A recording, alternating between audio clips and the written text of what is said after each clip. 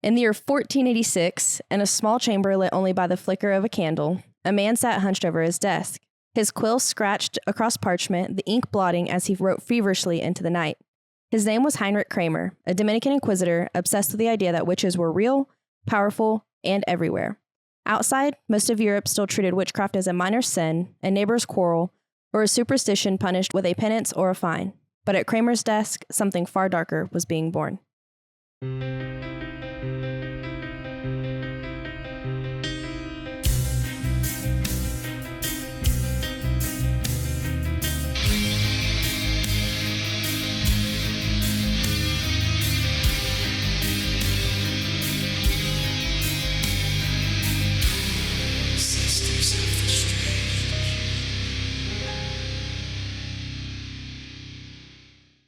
Hello, everyone, and welcome back to Sisters of the Strange. I'm Landry. And I'm Shay. Actually, that's art.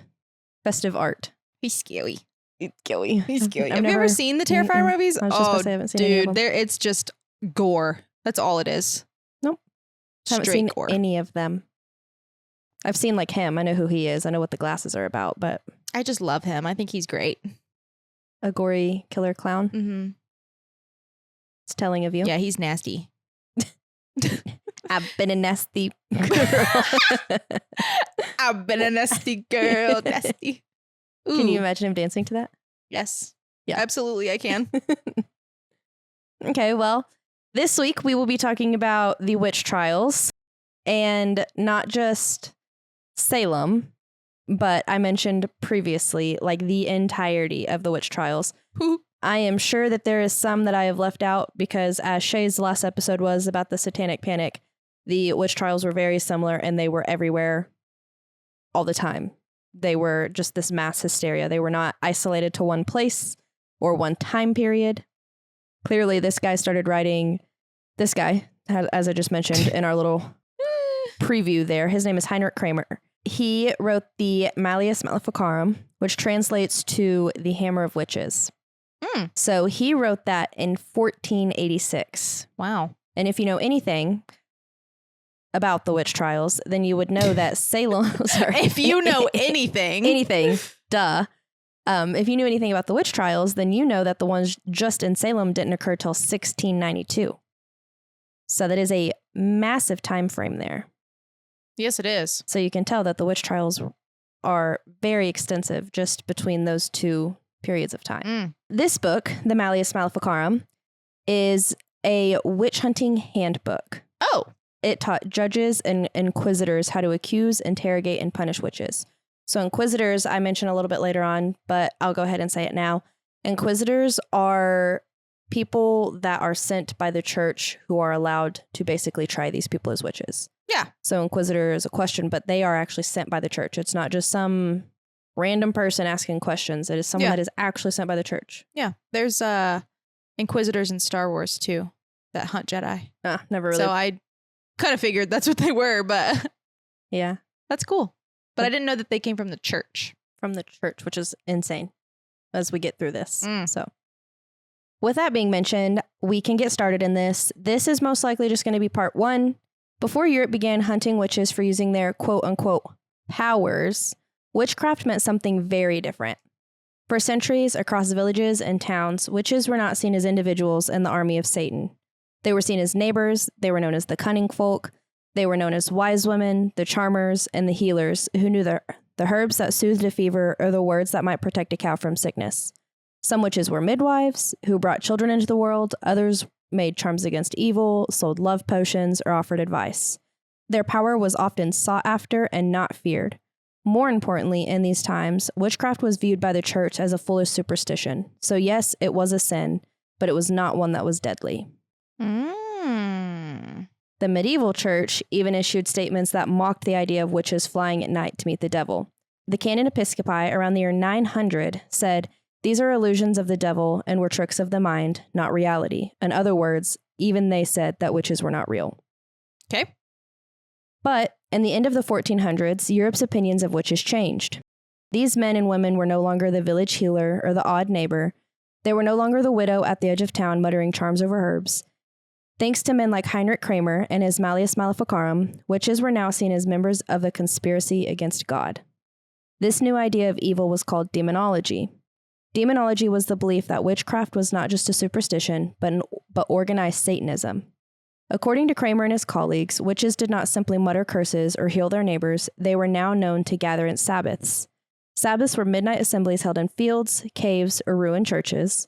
These witches flew through the night sky, sometimes on broomsticks, sometimes on animals, and sometimes with ointments smeared across their bodies that allowed their spirits to soar. At these Sabbaths, witches feasted and danced wildly with the devil himself. The devil might appear as a tall, shadowy man, a black goat, or some sort of hybrid beast.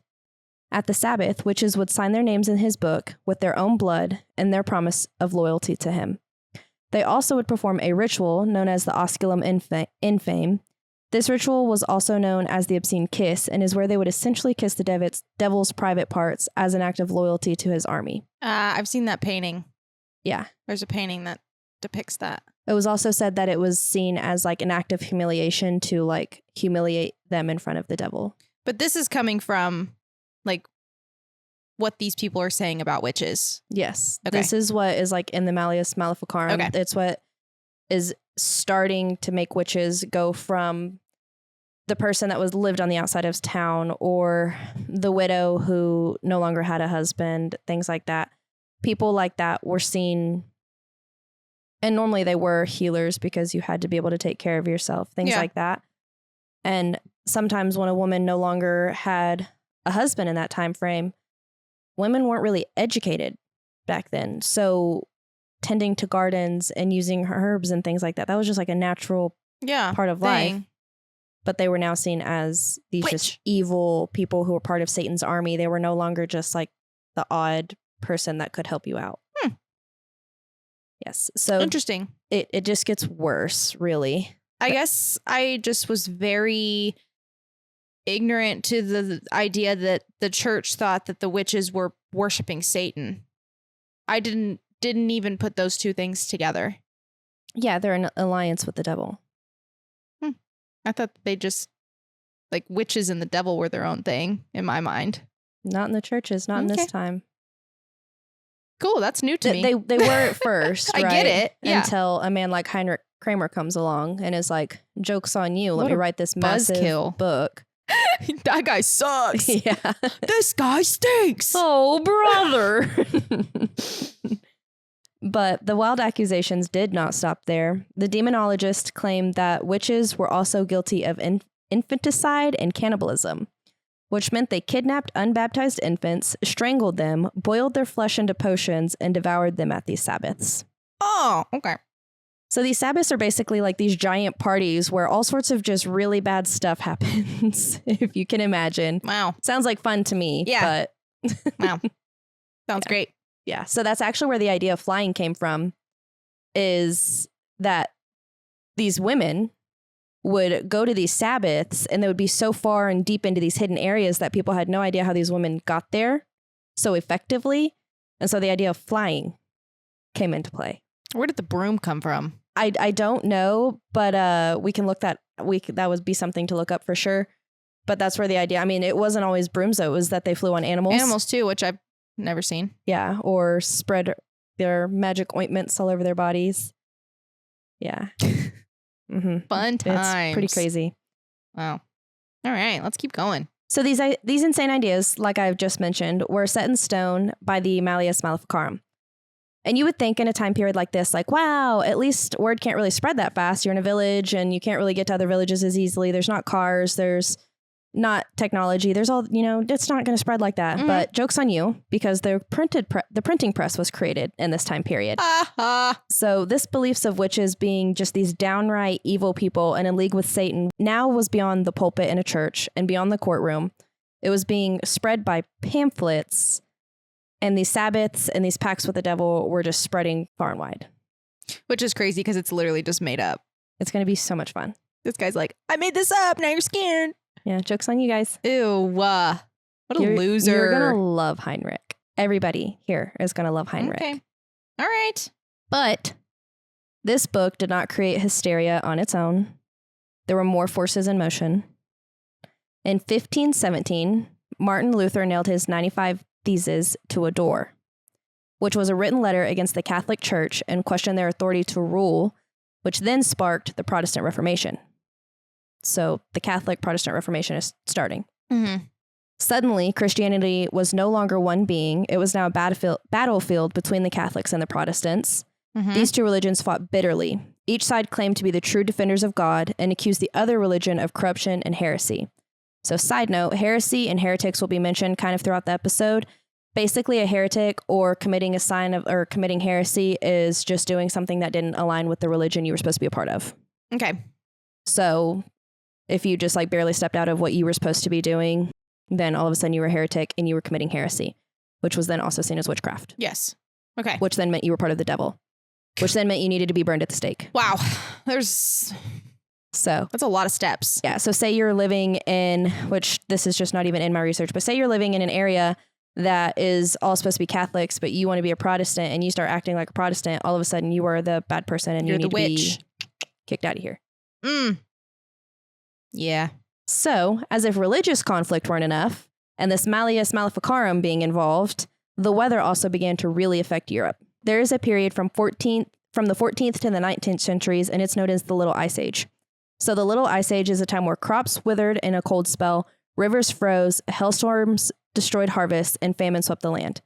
So in a climate like this, people were desperate for explanations, but didn't know what or why, so they looked for who. So this is where divination kind of falls into this.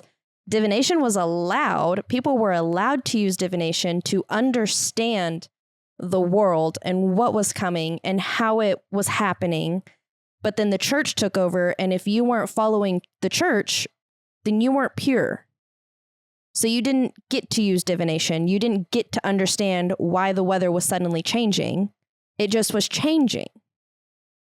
And then instead of saying, man, maybe the weather is doing this because we're not actually in fall or summer like we think we are. Maybe we're actually in winter and we don't know. It could just have been like climate issues. No, it's the devil. But it's the devil. Wow. So religion, law, climate, each on their own, they could spark questions. But when they were combined, it was a stack of paper that was ready to burn. All they needed was a match. So let's start in Germany, where the first match was struck in 1581. Ooh. Although the Salem witch trials remain the most notorious witch trials in American history, more than a century before Salem and New England tore themselves apart, panic gripped Europe and the witch hunts began. At this time in history, Germany was not Germany. It was the Holy Roman Empire. Right.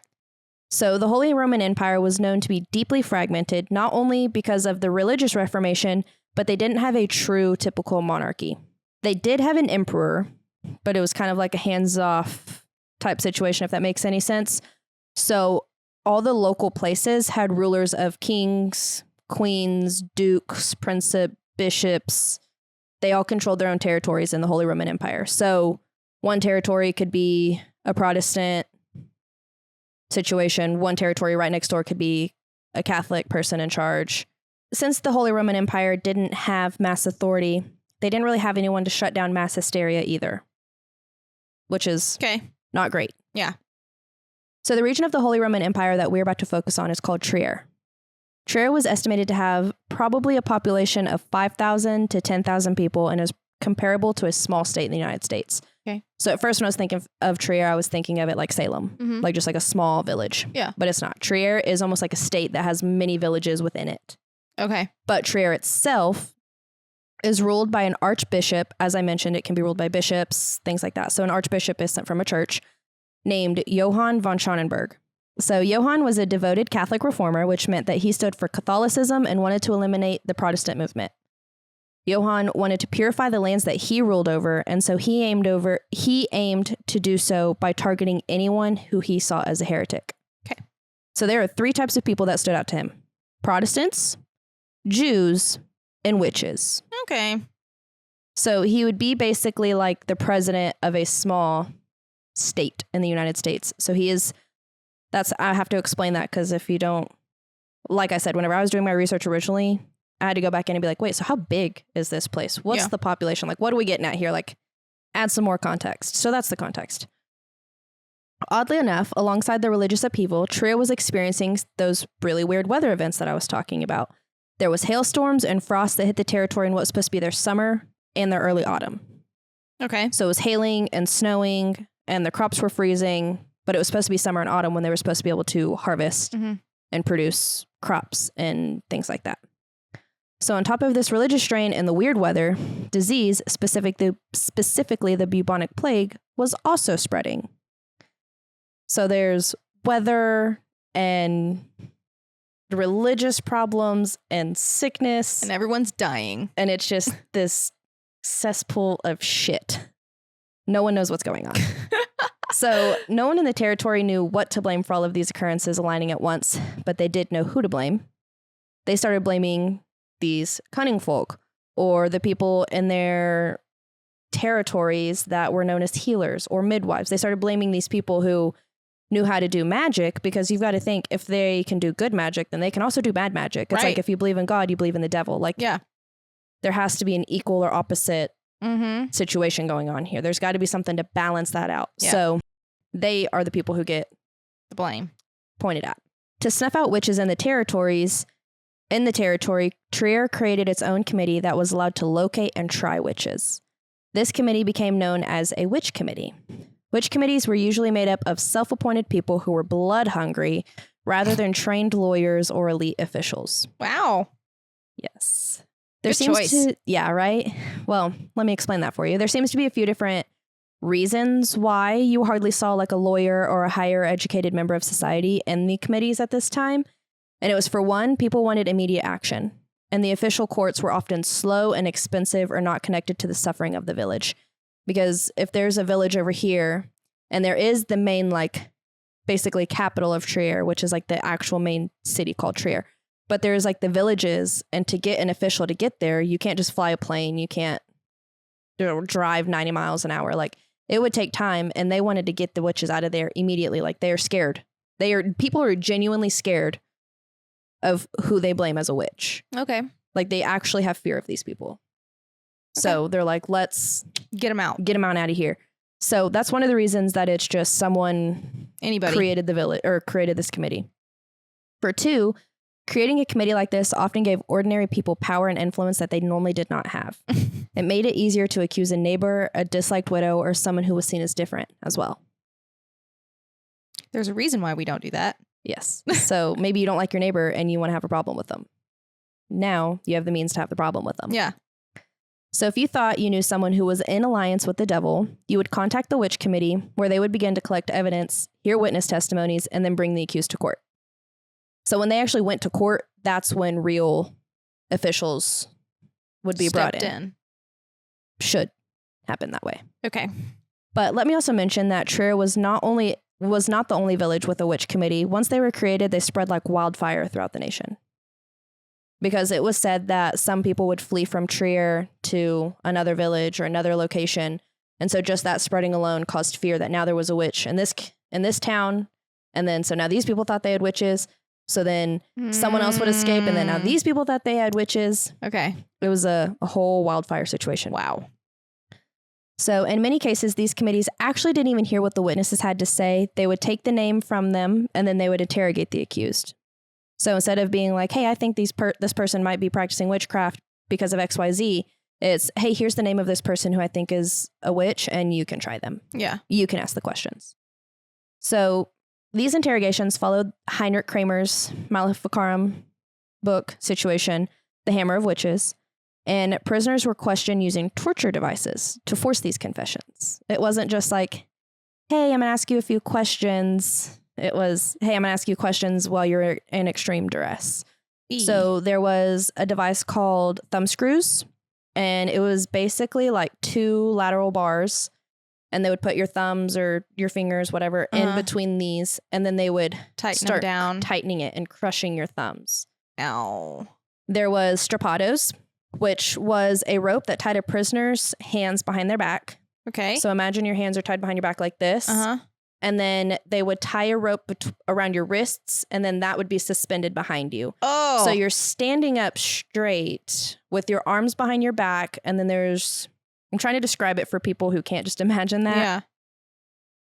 Your hands are behind your back. There's a rope around your wrists. And then there's a rope that's attached to probably not necessarily high above you, but maybe like directly behind you is attached to like a hook in the wall there to where you are hanging, like you are hanging by that, but it's not, your hands aren't hanging directly over your head. Your shoulders would pop out of place, but this does slowly kind of dislocate your shoulders. Yeah. Basically, Heinrich said anything, you couldn't use torture. You couldn't call it torture. But so you could lightly lift somebody up. We're just dabbling in torture. You could lightly do this. Okay. Yes. Whatever, bro. Heinrich. What a freaking nerd. There was also racks that they would put people on and stretch their bodies. Huh? Did anybody ever stretch apart? I don't know. It's very Genghis Khan. Genghis Khan did the same thing where it's giving Genghis Khan. You know what I'm talking about though? He would tie one arm and one leg and one leg and send pull. People running in different directions. With horses? Yikes. Yeah. So sometimes the span between a person being accused and executed took no longer than a single week. I bet not. Yeah. Because you got to think, when you're being tortured like that, hell yeah, I'm saying what you want me to say. Yeah. Like, what do you want to hear? Yeah. I will tell you. What do you want from me? I will tell you exactly what you want me to say. Mm-hmm. So presiding over these witch trials in Trier was a man known as Dietrich Flade. Dietrich Flade was a highly respected man. He was a university rector, a law professor, and a judge. In fact, he was one of the most important legal officials in that area. When the witch trials began in 1581 under Johann von Schonenberg, Flade initially played his part as judge. But unlike the crazed inquisitors who pushed for harsher measures to be taken, Flade was skeptical about the methods being used. Sounds like a smart guy. Yeah, he's like, whoa. That's a little rough. Pop the brakes. He doubted that the reliability of a confession was right when it was extracted by torture. And he was reluctant to pursue the trials with the same zeal that the people around him had. So unfortunately, that now made him a target. They're like, this guy's with the witches. Yeah, I mean, you have to think in like a territory that's full of panic, like the Satanic Panic. Yeah. If you are going to start defending one, are you one? Yeah. Like, why are you defending them? Yeah, because that's great logic. So Flade himself was now accused of witchcraft and heresy. Allegations claimed he had made a pact with the devil, he had attended the witches' sabbaths, and he had used sorcery for his personal gain. That's how he got so successful with sorcery. Some think the case against him was partially fueled by political means, since he did probably have enemies, and it seemed that they may have taken their opportunity to rid themselves of him. Maybe. That's so silly. What a silly thought. Yeah, crazy accusation there. Wow. He was arrested, interrogated, and tortured until he confessed, just like the countless others before him. And in 1589, Dietrich Flade was stripped of his titles, publicly condemned, and executed by burning. Ooh. So for the territory of Trier, it was a shocking moment. One of the city's most prominent intellectuals and leaders had been taken by the very thing he had once helped oversee. Flade's case reveals two key truths about these witch hunts. One, his case showed that no one was safe. While the trials originally began by accusing peasants and common villagers, these accusations began to spread and point fingers at nobles, priests, judges, and elites. Everyone. Anybody. Mm-hmm. No one was safe, not even children. Yeah. There were children that were involved in all of these things. Wow. Yes. His case also showed that that having opposition was dangerous. Flade's reluctance to drive the hunts with full force was enough to mark him as suspicious. His death was most likely a warning to others who might think to hesitate in the fierceness of their stance. So, get on it or get off of it. Yeah, and amen. If you're getting off of it, good luck. Good luck. But what I found a little bit weird and unsettling about this is one source in history says he was ruthless and unforgiving and that he wanted to take part in the execution of these witches and that it was something that's something he believed in. But this story is the one that I found to be the most true. It's the one I've heard the most, is that he actually did not want any part of it. He was a good guy, and then it turned on him. Either way, in both stories, he is executed. Yeah. In both forms of history. Yeah. But like what it shows is how a man or a woman that was respected and high up could be turned into a villain just like that, just because they didn't agree with what was going on around them. which is very scary to me. Mm-hmm. But it also just shows like the way that people thought in these times. Mm-hmm. It showed that there was no true unity. Like there couldn't even be a true account on who this guy was. Yeah. There had to be some story that he was this evil guy whenever he was actually probably this good guy who didn't want to take part of it. Yeah. And since he didn't want to take part in it, they turned his story into some bad thing. Yeah. Or he did want to do that, but for most of the history accounts, it's that he did not want to take part in that. But he was also not the only person in Trier to be put to death. He was not the first nor the last. It is estimated that anywhere between 800 and 1,000 people were executed for witchcraft in Trier. Wow. That's a lot. Yeah. The executions in this territory were so extensive that it is rumored more than one village remained with only one single female left in the village. So after they went through every single village and did these trials and held these witchcraft accounts, there was more than one village that was left with one single female in it. That's terrible. I should have looked up what a normal sized village was there, but... Well, that's okay. That's insane. I still think that you're the only woman.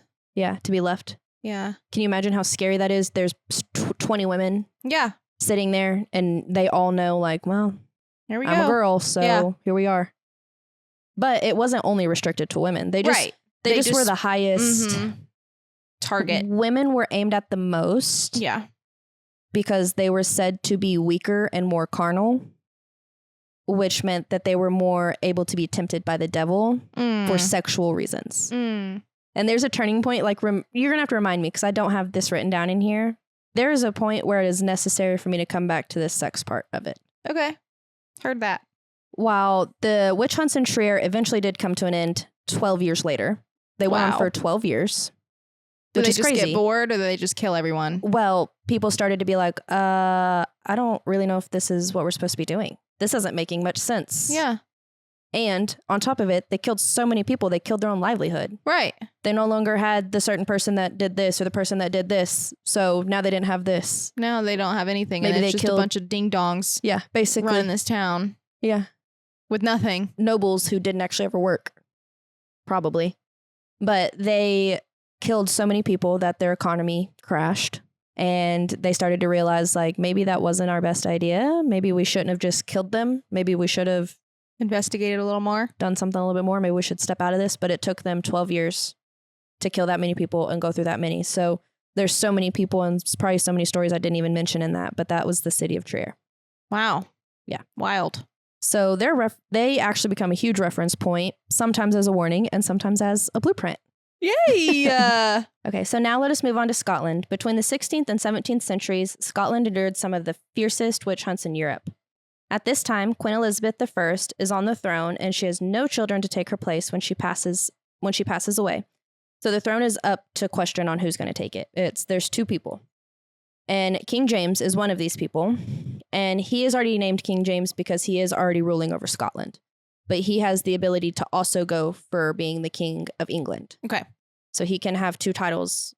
Yeah. But that's what he's working towards, is to become the King of England as well. Okay.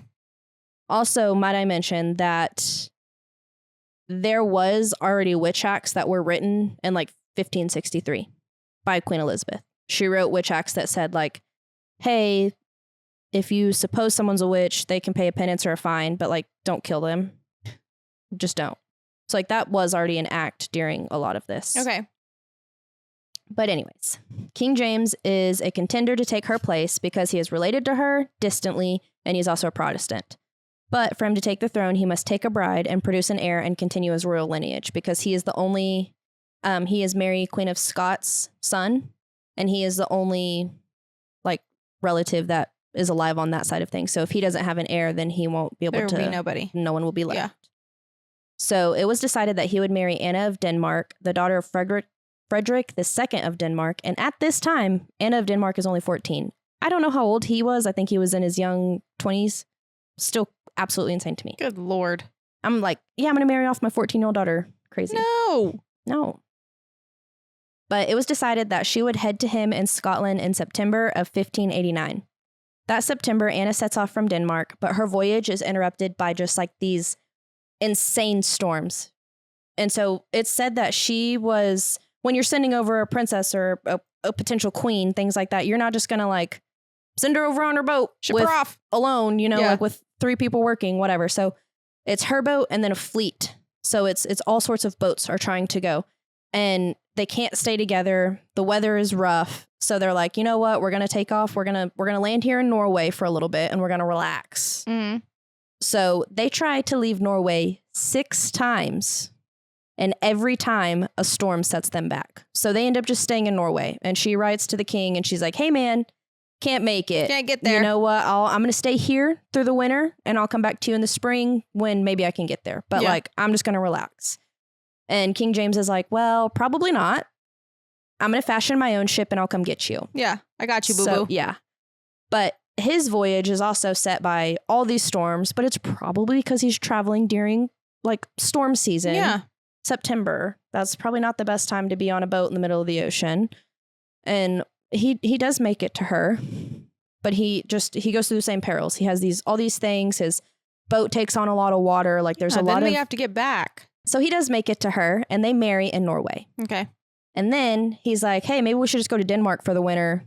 And then we'll go home after that. Like, let's go. No, we're not doing the ocean again.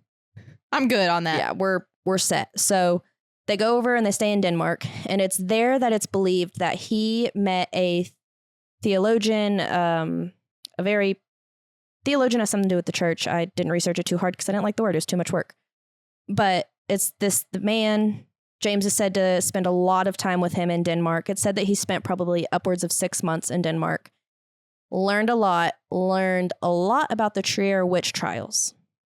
And was like, okay, cool. Like catalogs all this knowledge. And on April 26th of 1950, James and Anna set back off for Scotland. It only takes them to get there till May 1st. So it's a very short journey. So it's crazy that she couldn't make it there trying 6 times. Yeah. Because that's not a long journey. When you think about crossing the ocean, you're thinking America to Scotland and it's like weeks. And no, it's like 5 days. Wow. 4 or 5 days. Okay, so sure. Interesting concept there, right? Yeah. But they had a super smooth sailing back to Scotland. And rather than thinking, wow, it's because we went at this time of the year rather than this time of the year, they start to ask questions like, why was our sailing so hard? Why did it take so long? Why was it so difficult for you to get to me? Like, who tried to stop us? So at first, the general of Copenhagen gets blamed. And he's like, no, you need to look further down in the social ladders. It wasn't me. It was the witches. So in Denmark, that's where everyone's thinking. In Denmark, they're like, oh, it was the witches. So then that makes its way back to Scotland. And King James is like, witches. Oh, of course. That makes so much sense. Of course it was the witches. And so King James starts to talk about these rumors and things like that with someone that he calls a close friend. And his close friend's name is David Seaton. Okay. So David Seaton is kind of higher up. I think he was like a lawyer. He was just more of a noble man, but he also was friends with the king. And David Seaton is like, well, yeah, I mean, I've known about this. There was witches working near your home in Edinburgh. Like I know that. Duh. Didn't you know that? And what's really odd about Seaton is the king stayed with Seaton whenever he was waiting for Anna to come to him. So whenever Anna has tried these 6 times and was going through all of these storms, the king was staying with him. So he was hearing, Seaton was knowing about all of this, right? It wasn't just like a random chance. So, who is he to not make up some crazy ass story? Right. Because he knew what was going on. Like he heard James talking about, well, she can't get here because it's weather. Yeah. And he wasn't like, huh. No. But the bad thing about David Seaton here is that he has a servant named Galus Duncan. Mm-hmm. Galus, Jalus, it's G, but a lot of people I think say Galus. Okay. Heard a lot of different ways. But it's Galus Duncan. And he's like, well, yeah, my servant girl's the one who did it. She's in alliance with the witches. I've tortured her. I've asked her all these questions. And she admitted to, one, being a witch, but also being in league with the people of, the witches that wanted to harm your ship to where you couldn't marry Anna and take over. So, surprise. So here's a girl for you. Yeah. Yeah. So the reason that David apparently got suspicious with Galus is that she would sneak out in the night, but it was heard that he was like a really evil man. So like I would also be sneaking out. Yeah. I would not be sleeping there. Get away from you. And it was also said that she was a really, really good healer in the town. And so during that time period like that, when an uneducated woman was really good at like medicine or something that she hadn't gone to university for, like the men had gone to university for, she was a witch. Likely story. Yeah. David. But it's like, who's to say she wasn't just like sneaking out and hanging out with a dude, man? Yeah, like, man. Mind your business. Why do I gotta stay living in here with you? Ew. I don't. So, like I mentioned, David grabs her, he tortures her, he strangles her with a rope, but not enough to end her life. He would just like tie a rope around her neck and around her head and like squeeze, torment her. Yeah, squeeze it. And then he would keep her awake for hours and days. And so that was called watching. And it was like they would watch these women and keep them awake for 24 or 48 hours. And after 48 hours, you already start to say crazy things. So say someone's leaning in your ear and they're like, did you conspire with witches to make it to where the king could not marry Anna? And you're like, yes. Yeah, you're delirious. And you're like, yeah, probably. Or you just repeat it back to them because you're trying to make sense of what in the hell they just said. And they're like, witch, guilty. Guilty. That's all it took. Witch. Guilty. Straight to jail. They're already tortured. Yeah, that's it. And so they get all these confessions from torture, but he would watch her and he would, strangle her and do everything he could to get these confessions out of her. So she did whatever she thought would make him stop. Correct. She was like, yes. Do you want names? But it's also said that she was most likely given names by her interrogators. So one of the names that comes up is Agnes Sampson. And it makes sense that Agnes would be thrown into the mix because she's an incredible healer and a midwife in her community. It's thought that she was older, probably like 50s, 60s area, and Galis was more like younger 20s. But one thing that they did not like about Agnes in particular is that she was known to use a mix of like Latin, Catholic, and Christian charms and incantations while she healed people. The Protestant church didn't like that, even though the Reformation has already been going on for like 20 or 30 years. They're still like, yo, girl, you can't do that. Doing? Yeah. But I mean, if she grew up a certain way and she's just taking these things on, but she also probably didn't even realize what she was saying. It's just things she's learned. Yeah. And has used because, like I said, most of them are uneducated. They don't really read the books. They don't use know what you have. Like, your resources, right? Yeah. And so she most likely didn't even really know that she was doing anything wrong because she had done it for so long. She was just helping her community and helping the people around her. She even healed animals. Like she was known to be an animal healer as well. She wasn't just like for humans, right? Yeah. And so the church does not like this. And for that alone, the church puts her and Galis both on a trial. And so the church court goes and puts out a statement saying, do anything bad that Agnes has done? Or have you seen her practicing magic? And her torture is like really bad. Just a warning. Agnes had a device placed on her face called the witch's bridle. And it was a metal mask with a spiked bit, like, which means it's like a piece of metal basically that goes in your mouth. And it had spikes all over it and it would go into her mouth and it would press down on her tongue to where she couldn't speak or say prayers. It was to stop witches from being able to say anything. Do incantations, yeah. And so not only was she tortured by this horrid device, but she was also tied up and kept awake for hours on end. And the part that I think is probably the worst is she was stripped naked and her entire body from head to toe was shaved. Because they were searching for her witch's mark. So a witch's mark could be a mole, a scar, say you have a freaking pimple that day. Yeah. And they start to poke it. And if it doesn't, there's a few different witch mark situations here. If it doesn't bleed, then you're a witch. But those things are also known as locations where your familiar might be suckling your blood. Oh, wow. Okay. Yeah. So they would search your whole entire body for these marks and poke them. And like I said, if it didn't bleed, you're automatically guilty. Or probably even if you had them, sometimes you're probably guilty. Yeah. There was also this really random, not great fact, and it's that most witches' marks were found near their genitals. So that takes me back to that sex thing that I was talking about, how they say that women are more carnal in their desires and they're more likely to be this way with the devil because they're weaker and more inclined to sin and whatever. It's like, okay, well, why were the men searching that area of them so hard? And what else were the men doing when they are searching that area so hard? Right. Like, because so many women, it's like a statistic that most of the women's marks were found near their genitals. I have heard that before. So it's like, why are you down? Well, why are you down there looking why do there? you need to Like, be down and there? why is it such a common thing? Yeah. Ew.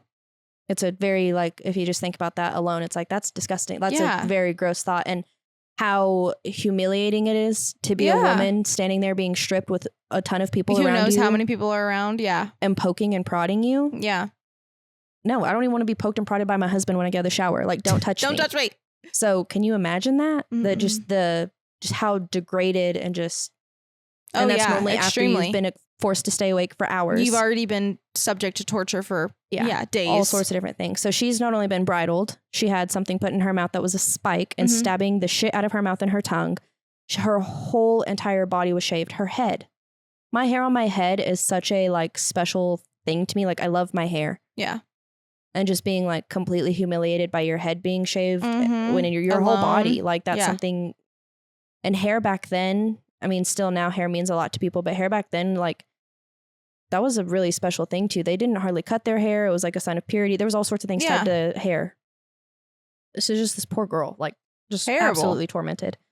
But of course, you know, she's going to confess because I would too. Yeah. Get me off of here. Get me out of here.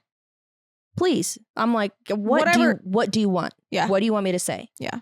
So she confesses to not only using witchcraft, but attending the Sabbaths, and she played her part in the storm, and it was all to hinder King James' marriage alliance, and to be after King James. It was all after him. No one wanted him to be king. I don't know. No one liked him. Whatever. That was his own opinion. So now both women are in prison in Edinburgh, where the king himself questioned them in his own home, which is not normally how witch trials occurred. There was normally the witch committee, a villager type situation. It was not normally the king of the country coming to interrogate you. So another part of the interrogations is it's normally men. Men in that time period are normally educated, higher class men. And if you were a healer or a beggar or a widow or a woman who was seen as odd, those are not normally the men you interacted with. Yeah. So not only are they already scary, but they're doing this torture. So it's just like this really scary mix. Yeah. The women didn't even know, like, they also don't know how to defy a man like that. Like, how do you defy a man of such class and such power? Like, how do you just say no to that? You know? So that plays a whole other part in this. But from here, she gets placed in front of the king at Holyrood Home, which I mentioned is his house. But Agnes tells the king that on one Halloween night, she went to a Sabbath at the North Berwick Kirk, which a kirk there is a church. Mm-hmm. She tells this elaborate story of levitating a toad upside down, and she collected the venom that fell out of it. She then used the venom to make a poison that she was going to use on the king. And the way she was going to do that is she had asked one of his staff members to bring his bed linens to her, and she was going to like anoint the bed linens with this poison. The toad poison. And it was going to get to him. And at first the king was like, that's crazy. That doesn't make any sense. She's like, yeah. How do you think I feel? But he's like, no, that's crazy. Like, what are you even talking about? But it is said at this point, she does one of these, come here. And he wants to hear what she has to say. So he puts his little ear next to her mouth, and she whispers words that he said to his wife on their wedding night in the bedchamber. So she knows some words that she is not supposed to know. And that is what makes him be like, she is a witch, my guy. Like, totally guilty. I believe everything she's ever said now. Yeah. Which I have watched a lot of period dramas. So if you also, in the crowd out here, listen to a lot of period dramas, then you will know that at some points in history, kings and queens, the night of their marriage, if they did not consummate their marriage, they weren't actually married. Yeah. And there was normally people in the room watching them. Yes. So I was like, okay, well, were there people? I looked up. Were there people in the room watching them at this time? And it had said that had already been kind of erased from history. That was no longer with this switch of religions, that they did watch them like go to their bedchamber, but they didn't actually watch them consummate it anymore. Yeah. So I'm like, okay, so there probably wasn't someone in there listening. Because I was thinking maybe it's someone in there listening and then goes and does the torture, which could still potentially be a thing. Yeah. And it's one of the people doing the torture and is like, say this, and then he'll believe you, you know? Yeah. But I looked that up because I was like, well, maybe that's where it comes from. So apparently that was not a thing in history anymore. Spooky. Yes, but once he is astounded and realizes that everything she claimed is true, she is found guilty on January 17th of 1591 and is executed the exact next day. Woo! Agnes was strangled and then burned, and that is normally how they killed people. They would normally strangle them first because it was like a nicer sign of death. And like the fire wasn't actually to be what was supposed to kill them. That wasn't actually supposed to be the method. It was so that their bodies couldn't be taken back over by the devil. Oh. So that's normally why they were like caught on fire or thrown into a river, things like that, to make it to where the devil could not have their body anymore. Could not get to them. Yeah. But I also would imagine that it's probably a pretty big symbol, seeing a human on fire and smelling it. And because you're going to smell that throughout the village and see it, things like that. But one thing that is notable to me is that these executions happened on Castle Hill in Edinburgh. And since I have been there, I can say that almost any place in the city that you were at, you can see the castle. Yeah. It is on a massive hill. So if you can just imagine being down in the village, there's no, like, it's not like there might be like oil lamps and stuff like that or gas lamps, but there's not running electricity. None of that is a thing. So if you're just like down in the village itself and you're looking up at the castle and you just see this massive fire, you know what's going on. Like it is a statement. Yeah. That is a statement piece. 1000%. Like, do not defy us type situation. Yeah. Like I'll show you a quick picture and I'll put a picture on the screen for the YouTubers. I'll put it on Instagram as well. Just showing what the castle looks like from like a view of being in the village itself, like down in the city. Oh yeah. So if you're just like down here, shitting around, you living, see some flames. Yeah, you're definitely seeing that. Yeah. So I definitely think it was used as a sign. But anyways, Galis Duncan at this point in time is the one who originally said Agnes Sampson's to blame. Galis Duncan is one of the very first ones. She's David Seaton's, servant. She's one of the people who gets tormented the longest in this portion of time. She has been in prison for a year. And she is the one that's like, this person did it, and this person did it, and this person did it. And she eventually does, like that whole time she is being tortured and she is admitting to things. But she also replayed the story of, the king and trying to kill him and all of that. But she also attended these Sabbaths and she said she lifted stones with her powers. And she listed all these other witches and they were all tried. Every single person she ever said was also taken to the stake. And the names that she gives actually go into high class and hereditary titles as well, not just village people or the odd healer. Yeah.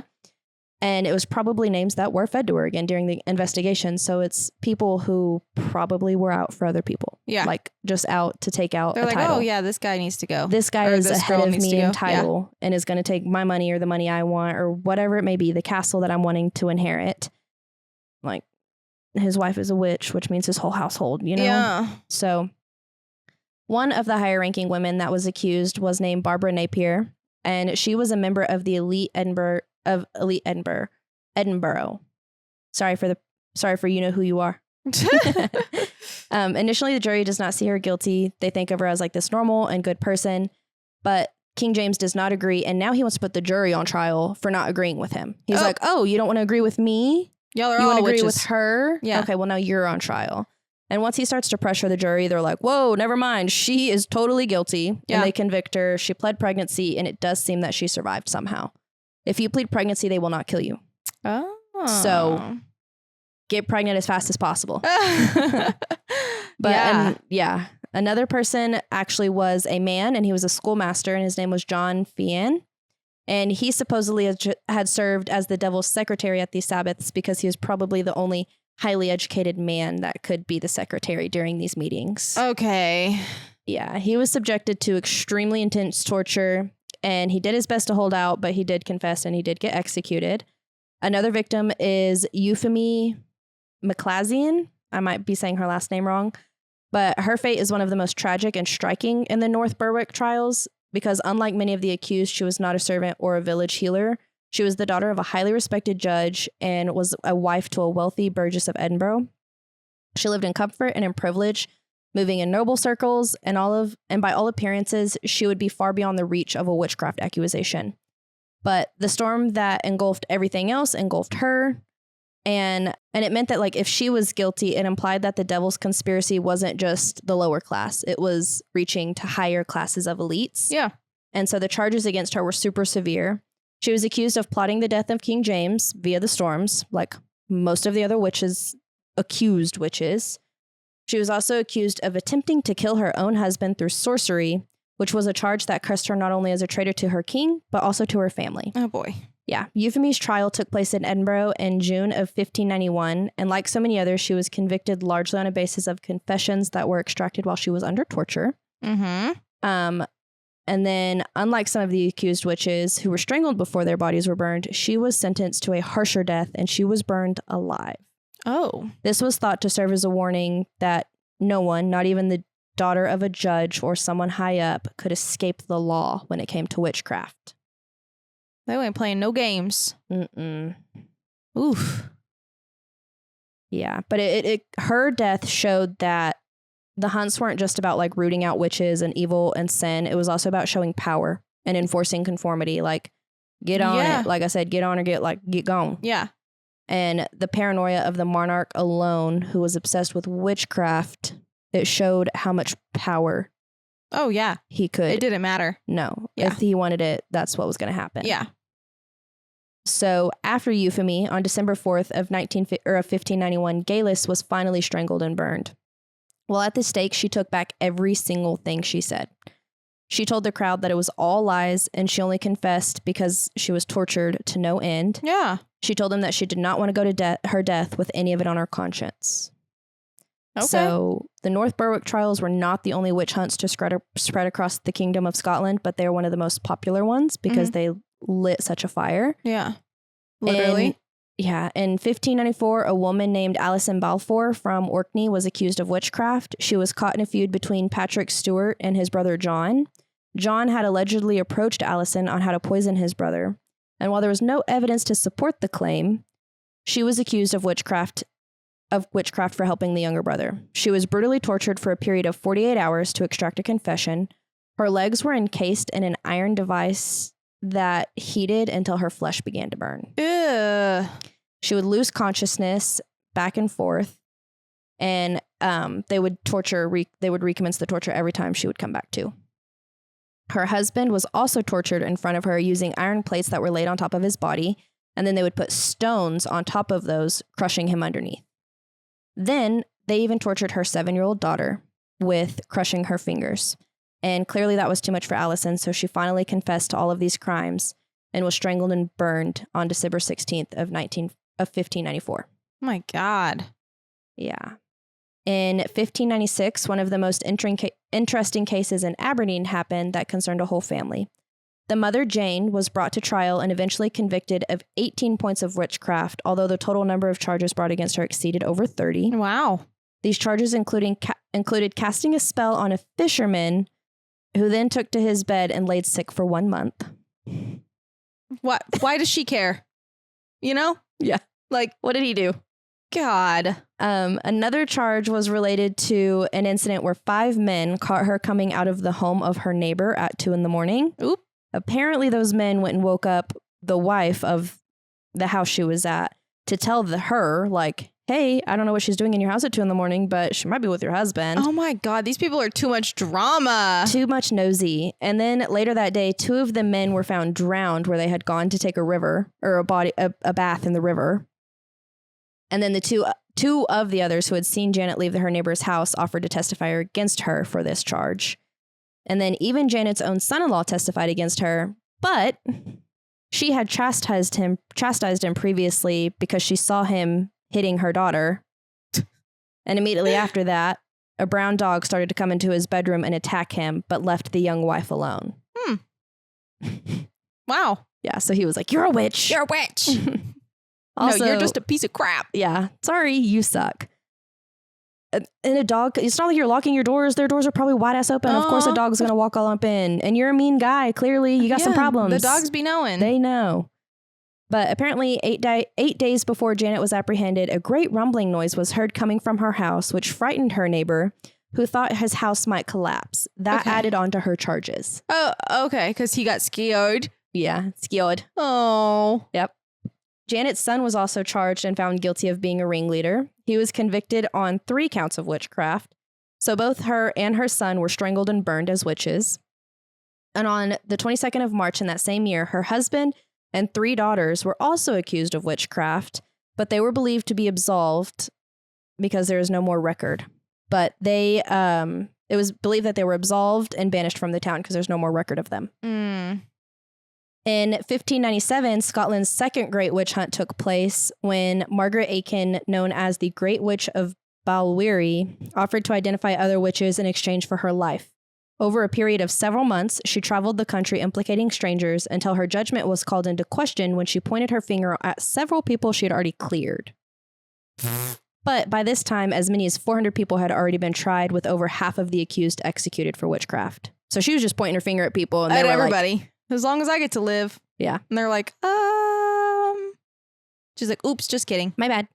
And then in the same year, the king, who was so obsessed with witches, wrote his own demonology book, which is the same as like writing the Malleus Maleficarum. Yeah. So he writes his own demonology book. And then in 1614, in another particularly gruesome case in Edinburgh, Robert Erskine, along with his sisters, were beheaded after being found guilty of consulting with witches and poisoning and treasonable murder. So it just continued. Yeah. And then from 1661 to 1662, Scotland's final Great Witch Hunt saw hundreds of more witch trials over a period of 16 months. In total, more than 650 people were tried, mostly women of low to middle class. The hunt started in April, where 206 people were accused. Then it rapidly spread across the country, largely due to the influence of witch prickers like John Kincaid, which meant he went and hunted for witches. And then Isabel Gowdy was one of the victims of the witch hunt in 1661 through 1662. Isabel was a farmer's wife from a small village in the Scottish Highlands. Unlike most accused witches of her time, Isabel did not appear to have been tortured into her confession. Instead, she came forward of her own and gave an extraordinary account of her life as a witch. Over the course of 4 separate confessions, she described in great detail her pact with the devil, her life in a coven, and the magical powers she claimed to wield. In her testimony, she said she met with the devil, whom she called the Black Man, and had sworn her loyalty to him in exchange for supernatural powers. She told the authorities she belonged to a coven of 13 witches who gathered at night in fields, churches, and even within the fairy hills of Scotland. And at these gatherings, they danced and feasted. Isabel claimed she could transform herself into animals, like a hare, a cat, or even a cow, by chanting specific spells. She insisted that she and her fellow witches could fly through the night sky, slip invisibly into people's homes, and cause harm to crops, livestock, and children. What set her confession apart from thousands of others in Europe was her deep connection to Scottish folklore.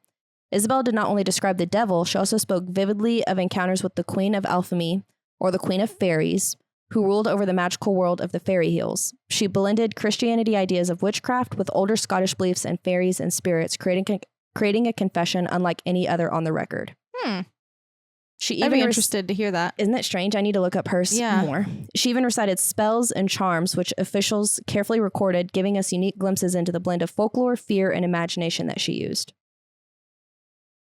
Wow, what a narc. Right? After her final confession in 1662, she disappears from the historical record.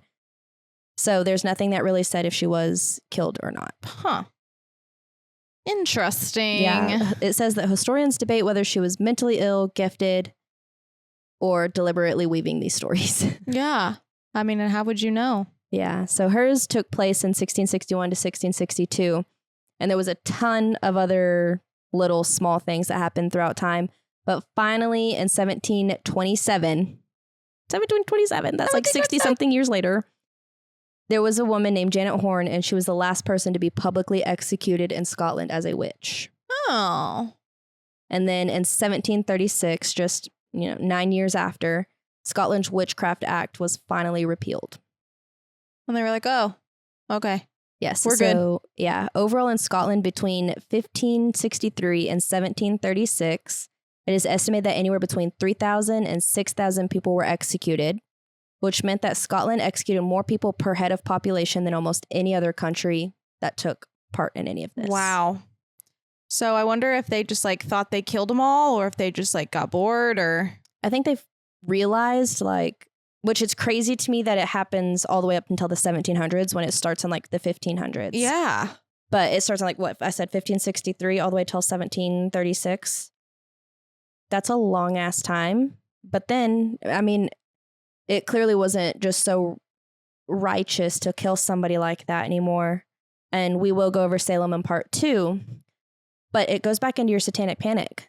If it was rightful to kill people who they thought were part of the satanic panic in 1980, they would have. Oh, yeah, absolutely. Because But we follow history, right? Mm-hmm. But we somehow at least got away from that part. That part, at least. Yeah. But that's all it takes is like mass hysteria. Mass hysteria. Yeah. It's the exact same. Mm-hmm. Got to blame somebody. Yeah. Can't be just Can't natural. be God's will. Yeah. Yeah. So that's why I wanted to start all of this with divination, is because if you could just understand meteorology, physiology, biology. You were a witch. Well, if they could have just understood those things. Yeah. If normal people were allowed to understand those things, if it hadn't gone underground to where only certain people were allowed to understand those things, maybe there would have been more insight as to why the weather was occurring or why the crops were dying. Mm-hmm. But I will go more into a better ending after Salem and everything like that. Yeah, but once for we get the through most part, I do believe that the witch trials probably occurred out of power. Mm-hmm. I think some people were genuinely scared. Yeah. But I think some of the wrong people got put in charge. Yeah, I agree. I just don't understand why they weren't doing anything to cause harm to anybody. So why was everybody so scared? Well, they thought that the witches were the reason their crops were dying and that the sickness was spreading. Oh, yeah, I forgot about the plague. They were blaming the witches for those things. So there was a lot of infant, and whatever the rate, child mortality rates. There was a lot of child mortality. There was a lot of elderly mortality. There was a lot of just the random sickness. And then your crops were freezing whenever it was supposed to be summer. And so there were real things going on. Yeah. That were scary and that were definitely affecting communities, but it wasn't a witch's fault. Yeah, I just think it's crazy that was like where... Well, it was the devil's fault. Where they went, yeah. But it was also but there has to be somebody... It was the time of the religious... Yeah. So Catholicism was the main religion. And if you are a Protestant, you're automatically doing wrong by the Catholics. Mm-hmm. And so there's just already this line where the devil's already interfering with religion. So what's not to take the next step and say a witch? But Heinrich Kramer really played into that by spreading his manifesto. Yeah. He's like, hey, everybody listen up. I got something to say. Mm-hmm. That's wild. Yeah. How fast that it just... whoosh. And it just keeps going. We're not done. Scotland might have been done, but we are not done. We are not done. No. Next time I will talk about England and New England, and then maybe we can find some more reasons on why these witch trials occurred. Yeah, I'm interested. Very excited. Yeah. Yee! Well, if you have anything you'd like to say to us, send it to us at sistersofthestrangepodcast@gmail.com. Go like, follow, and subscribe, all the yummy good things. And until then, we will see you next week. All right, we'll see you next week. Bye. Bye.